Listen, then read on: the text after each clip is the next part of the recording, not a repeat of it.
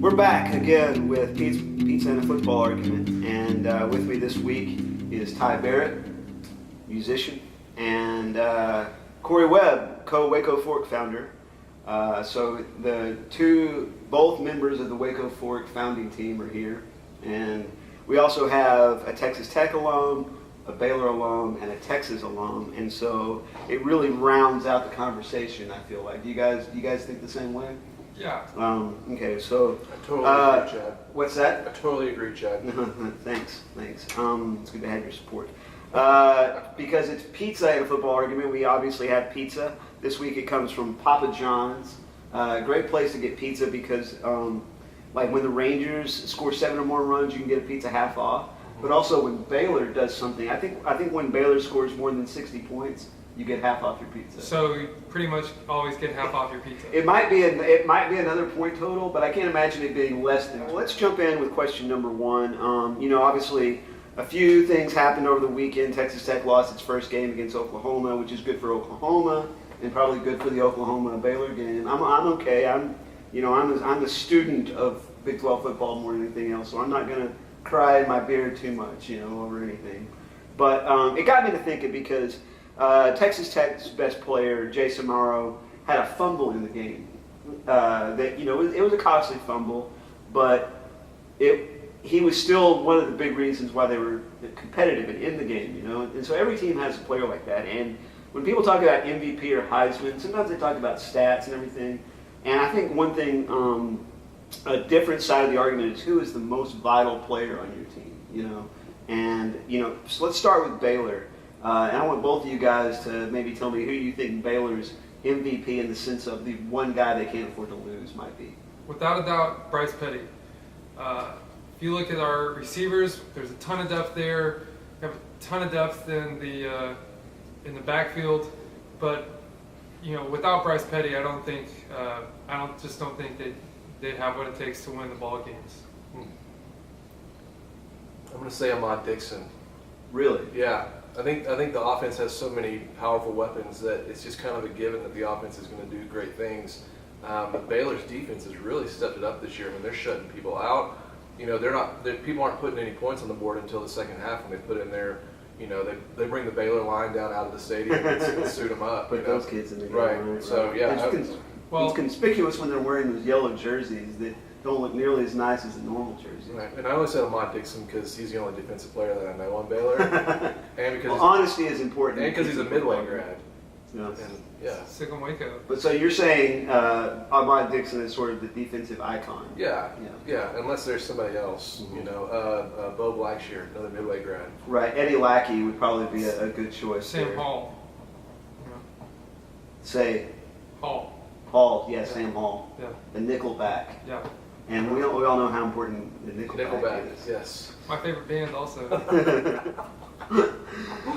When it comes to Texas, who is that guy for Texas? I can't think it's Case McCoy.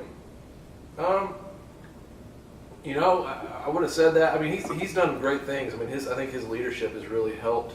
Stats wise, I think he's not looking super impressive. I'm going to go with a defensive player, though, because I think defense has been our struggle all year. Mm-hmm. And I got to go with probably Jackson Jeffcoat. But as they start to come around, yeah, then you start to see Texas going from a team that lost 2 games in a row and looked horrible to one that's now at the top of the Big 12 standings. Right. Yeah. I mean, and I think that can be attributed to defense. I mean, they've got some great players on offense, Mike Davis and Gray, Jonathan Gray.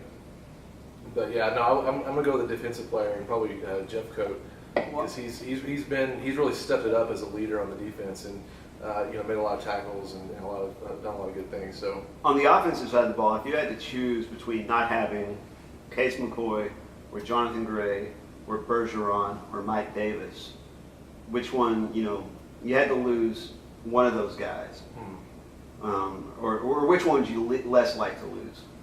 Least like to lose.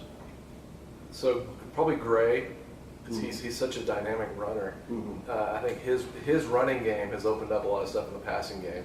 Right.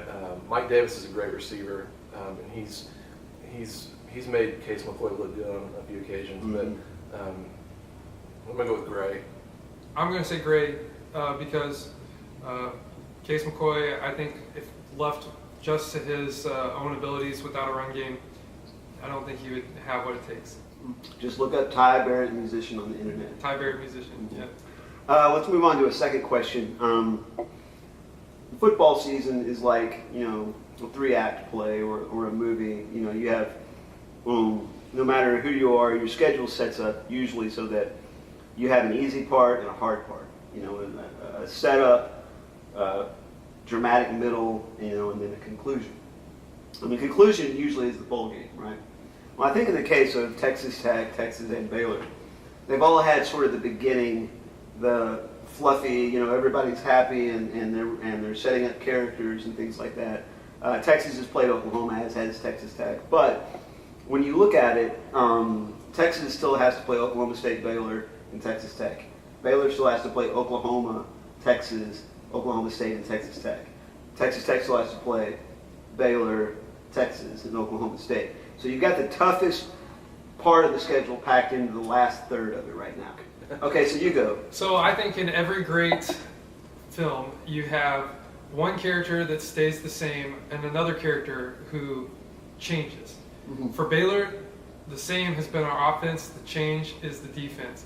And that makes a great movie, and it is going to be one with a happy ending, probably somewhere in California. Mm. Mm. Is that a reference to the Rose Bowl? That is. Well, that was well played, sir. Yeah. Okay, so how about Texas and Texas Tech? I think Texas Tech is going to have one of those pretty good movies that no one goes to see. Oh, Who yeah. that would be? Yeah, maybe kind of a letdown movie or something. I don't know. Like a where they it's a kind of big get your flop, hopes yeah. up, and then it's You see a lot in the previews, and you think it's going to be funny, but then you find out all the funny stuff was in the previews. exactly The main character dies. Yeah. Okay. the main Sure. character dies. Sure. Okay. In other words, Baylor is Superman, but we just haven't figured out what their kryptonite is yet. Their kryptonite is the BCS. Okay, Their yeah. their kryptonite is the lack of a playoff system. Yeah. Okay. I think if the playoff has happened this year, it would be Baylor's to lose. Texas kind of reminds me of a Western because they got they got punched early. They got that they took a bullet or something like that. Yeah. And everybody thought they were down, but they picked themselves up out of the dust, and here they come again with guns blazing. In the end, as it looks like we're riding off into the sunset, we're actually dead on our horse. That kind of thing. By the way, I think Kansas is a Tyler Perry movie. Just the worst kind of movie imaginable. A girl made me watch a Tyler Perry movie one time, and I pretty much stopped talking to her after that. Anyway, that is pizza and a football argument for another week. Once again, Papa John's pizza was great. I wanted to say this week, thank you to UBC, University Baptist Church, for letting us do our football and pizza argument. Pizza and football argument. Here in the sound booth for it. It's a great setting for it. Hey, maybe next time we will have pizza and a football argument where we'll just throw the football around. Football and pizza argument. Throw the football around and argue about. And we'll argue about who has the best pizza. Yeah. That's a good idea. We'll have to think about that one. But until then, have a good week. Enjoy your football and your pizza. Goodbye.